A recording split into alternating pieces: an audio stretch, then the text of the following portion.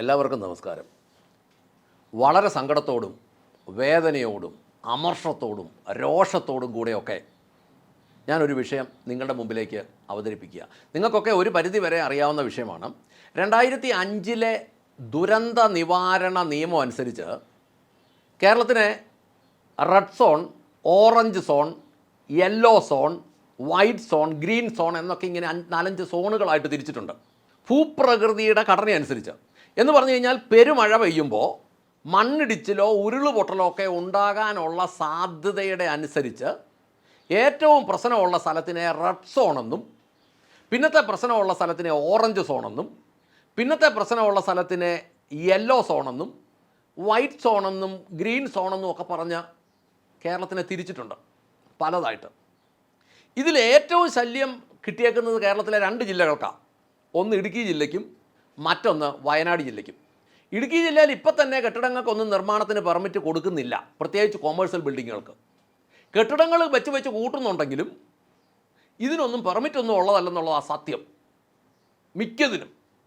ഇനി അഥവാ കംപ്ലീഷനൊക്കെ എടുക്കുകയാണെങ്കിൽ തന്നെ ഈ 1500 സ്ക്വയർ ഫീറ്റിന് താഴെയുള്ള റെസിഡൻഷ്യൽ ബിൽഡിങ്ങുകൾക്ക് വീടിൻ്റെ നിർമ്മാണത്തിനാണ് ഈ പെർമിറ്റ് ഉള്ളതും നമ്പർ കിട്ടുന്നതും. 5000, 6000, 10000 സ്ക്വയർ ഫീറ്റുള്ള കെട്ടിടങ്ങളൊക്കെ ഇടുക്കി ജില്ലയിൽ വെച്ചിരിക്കുന്ന കെട്ടിടങ്ങളൊക്കെ പെർമിറ്റ് മേടിക്കുന്നത് എങ്ങനെയാണെന്ന് ചോദിച്ചാൽ ഉദ്യോഗസ്ഥന്മാർക്ക് കൈക്കൂലി കൊടുത്തുകൊണ്ട് അതിനകത്തുനിന്ന് ഒരു 1000, 1500 സ്ക്വയർ ഫീറ്റ് ഒരു അടുക്കളയൊക്കെ ഉണ്ടാക്കിയിട്ട് ഇത് വീടാണെന്നും പറഞ്ഞ് നമ്പർ മേടിക്കും. വീടാണെന്നും പറഞ്ഞ് നമ്പർ മേടിച്ചിട്ട് ബാക്കിയുള്ളത് പിന്നെ ആ നമ്പറിൽ അങ്ങ് ഓടുക.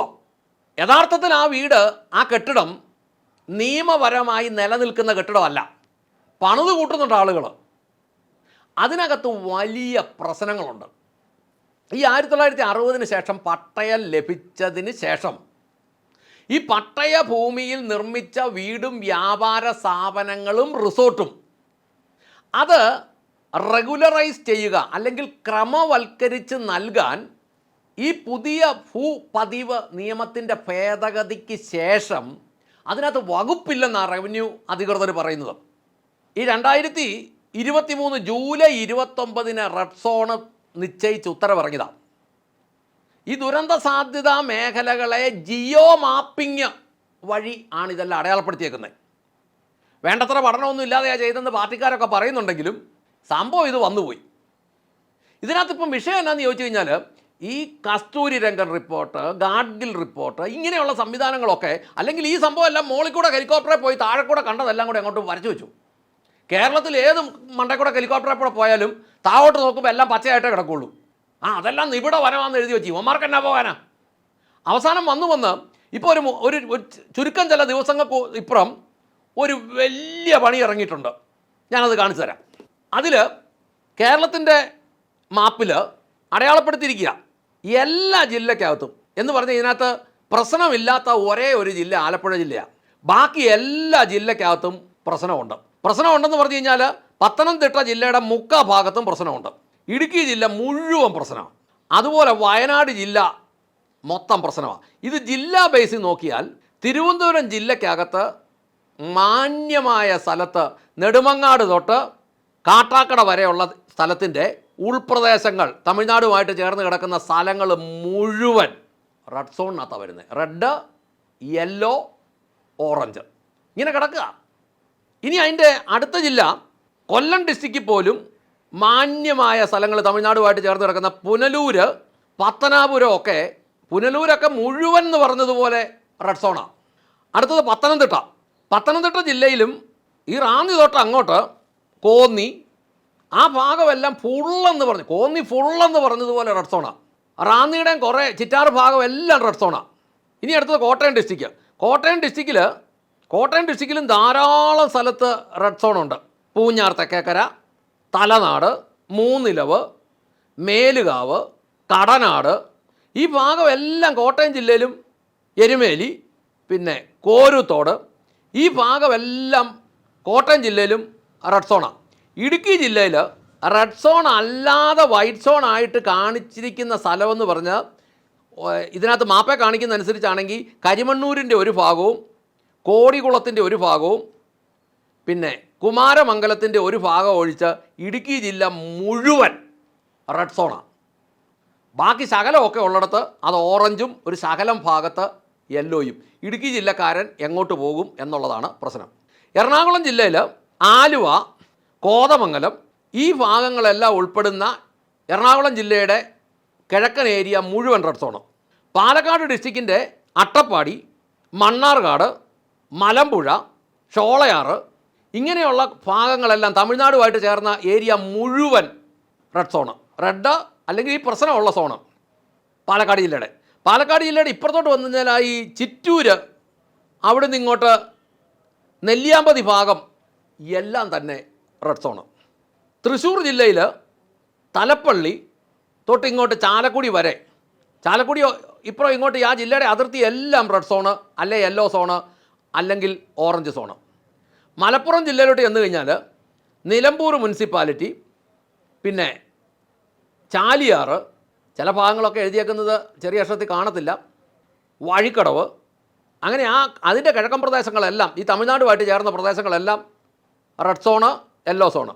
വയനാട് ഡിസ്ട്രിക്റ്റ് ഏതൊക്കെയാലും ഒരു ഭാഗ്യമുണ്ട്, വയനാട് ഡിസ്ട്രിക്റ്റ് പ്രശ്നമില്ലാത്ത ഒരു സ്ഥലം പോലുമില്ല. ഈ വയനാട് ഡിസ്ട്രിക്റ്റിൻ്റെ കോഴിക്കോട് ജില്ലയായിട്ട് ചേരുന്ന ഭാഗത്തെല്ലാം റെഡ് സോണാണ്.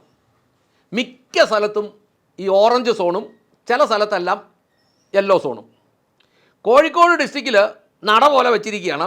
വടകര തൊട്ട് ഇങ്ങോട്ട് കർണാടകത്തിൻ്റെ അതിർത്തിയുള്ള ജില്ല ആ ഭാഗം മുഴുവൻ റെഡ് സോണ്. കണ്ണൂർ ഡിസ്ട്രിക്റ്റിൽ ആലക്കോട്, ചെറുപുഴ, ഉദയഗിരി, പിന്നെ ഇങ്ങോട്ട് പയ്യാവൂര്, പൊടിയൂര്, ഇരിട്ടി, പേരാവൂർ, കോളയാട്, അത് എന്നതാണോ എനിക്കറിയത്തില്ല, അവിടെ എല്ലാം കണ്ണൂരിന് റെഡ് സോണ് അല്ലെങ്കിൽ സോണ്. എല്ലാം പ്രശ്നമാണ്. കാസർഗോഡ് ഡിസ്ട്രിക്റ്റിൽ വെള്ളരിക്കുണ്ട്, ആ പ്രദേശം മുഴുവൻ കാസർഗോഡ് ജില്ല.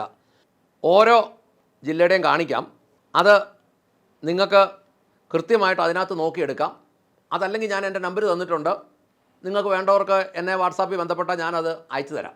അപ്പോൾ ഇതിനകത്തെ പ്രശ്നം എന്നാന്ന് ചോദിച്ചാൽ, തെരുവ് പട്ടിക്ക് അപ്പനുണ്ട് എന്ന് പറഞ്ഞാൽ സംരക്ഷിക്കാൻ ആളുണ്ട്, വന്യമൃഗങ്ങൾക്ക് അപ്പനുണ്ട് എന്ന് പറഞ്ഞാൽ സംരക്ഷിക്കാൻ ആളുണ്ട്, അന്യസംസ്ഥാന തൊഴിലാളിയെ അതിഥി തൊഴിലാളി എന്ന് വിളിച്ച് സംരക്ഷിക്കാൻ ആളുണ്ട്, ബംഗ്ലാദേശിൽ നിന്നും ബർമയിൽ നിന്നും വന്നിരിക്കുന്ന തൊഴിലാളിയെ സംരക്ഷിക്കാൻ കേരളത്തിൽ ആളുണ്ട്, പാർട്ടിക്കാരുമുണ്ട്. ചില പാർട്ടിക്കാർ അതിനുവേണ്ടി തന്നെ മെനക്കെട്ടിറങ്ങുന്നുണ്ട്. എൻ്റെ ചോദ്യം, ഇവിടെ ജനിച്ചു വളർന്ന മലയാളിയെ സംരക്ഷിക്കാൻ ആരുണ്ട്? ആലപ്പുഴ ജില്ല ഒഴിച്ച് ബാക്കി എല്ലാ ജില്ലയിലും ഈ റെഡ് സോണ്, ഈ ഓറഞ്ച് സോണ്, ഈ യെല്ലോ സോണൊക്കെ ഉണ്ട്. റെഡ് സോണിൽ നിർമ്മാണ പ്രവർത്തനങ്ങൾ അനുവദിക്കില്ല, കർശനമാണ്. 2, ഇന്ന് റെഗുലറൈസ് ചെയ്യാത്ത ബിൽഡിങ്ങുകൾ ഒരു കാരണവശാലും പിന്നീട് റെഗുലറൈസ് ചെയ്യത്തില്ല. 3, ഇന്ന് ലൈസൻസുകൾ ഉള്ളതിൻ്റെ കാലാവധി തീർന്നാൽ പിന്നെ അത് പുതുക്കി കൊടുക്കത്തില്ല. കണക്കും പ്രകാരം പറഞ്ഞാൽ ബിൽഡിങ്ങിൻ്റെ കരം പോലും കെട്ടാൻ പറ്റിയല്ല. ഇതാണ് റെഡ് സോണിൻ്റെ പ്രശ്നം.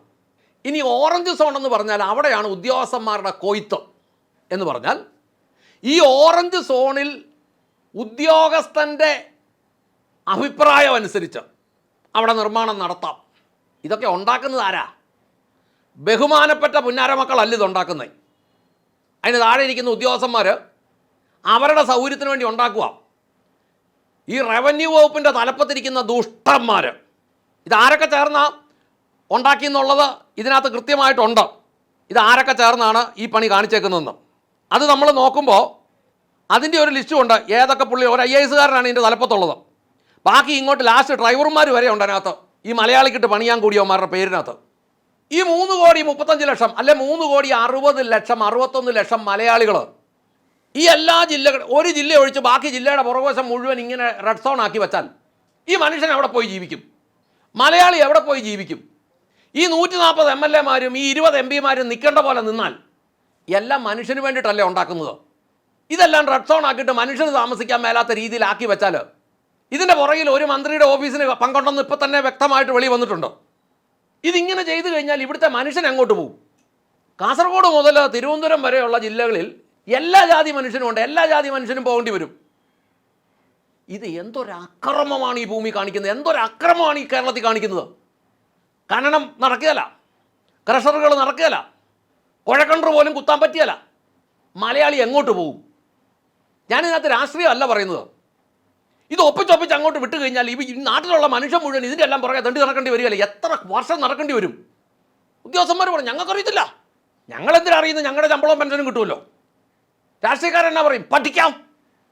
പാലായിലെ രാജാവ് പണ്ട് പറഞ്ഞുകൊണ്ടിരുന്ന എന്നാ കേസിന് ചെന്നാലും അത് ഞാൻ പഠിക്കട്ടെ എന്ന് പറഞ്ഞാൽ ഇവന്മാർ പഠിച്ചു കഴിഞ്ഞാൽ നമ്മുടെ കാര്യം നടക്കുമോ? ഞാൻ ഈ കേരളത്തിലുള്ള ജനത്തിനോട് പറയട്ടെ, നമ്മുടെ അവസ്ഥ ഭയങ്കര ദയനീയമാണ്. 4 വഴിക്കൂടി ഇവന്മാർ നമ്മുടെ മണ്ടയിലോട്ട് ഉരുണ്ട് കയറുക. ഈ ബഹുമാനപ്പെട്ട പുന്നാര മക്കൾ 4 വഴിക്കൂടെ നമ്മുടെ തലയിലോട്ട് ഉരുണ്ട് കയറുക. ആലപ്പുഴ ജില്ല ഒഴിച്ച് ആ ജില്ലയുടെ അങ്ങേയറ്റത്ത് മുഴുവൻ വെള്ളം വന്ന് കയറുക.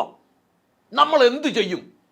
മലയാളിയോട് ഞാൻ ചോദിക്കട്ടെ, നമ്മൾ എന്ത് ചെയ്യും? നമ്മൾ ഈ സാഹചര്യത്തിൽ എന്ത് ചെയ്യും? പുതിയ പുതിയ പുതിയ കോടാലികൾ നമ്മൾ തിരഞ്ഞെടുത്തവർ തന്നെ നമ്മുടെ മുകളിലോട്ട് കൊണ്ടുവരുക. മണ്ടേ കൂടെ പോകുന്ന ശാസ്ത്രജ്ഞന്മാർ, ഇവന്മാർക്ക് താഴെ കൂടെ പോയത് അറിയത്തില്ലേ?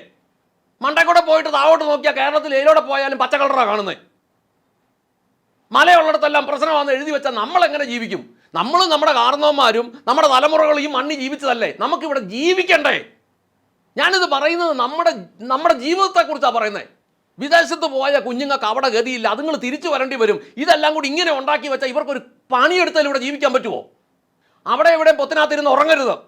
ഈ ഫോണെ മാത്രം പണിതുകൊണ്ടിരുന്ന് എവിടെയും ഇരിക്കരുത്. വീട്ടിലിരുന്ന് ചുമ്മാ അഭിപ്രായം പറഞ്ഞുകൊണ്ട് ഇറങ്ങരുത്. ജനം ഇറങ്ങി വന്നേ പറ്റുള്ളൂ. ഇത് മനസ്സിലാക്കിയിട്ട് എല്ലാവൻ്റെ തലയിലോട്ട് വന്നെന്നാണ് പറയുന്നത്. ഇത് താങ്ങാൻ മേലാത്ത രീതിയിലേക്ക് ഉദ്യോഗസ്ഥന്മാരുടെ വായിലോട്ട് ഒടുക്കത്തെ കൈക്കൂലി കയറ്റാനുള്ള വകുപ്പുമാർ ഉണ്ടാക്കി വെച്ചിട്ടുണ്ടെന്നാണ് പറഞ്ഞത്.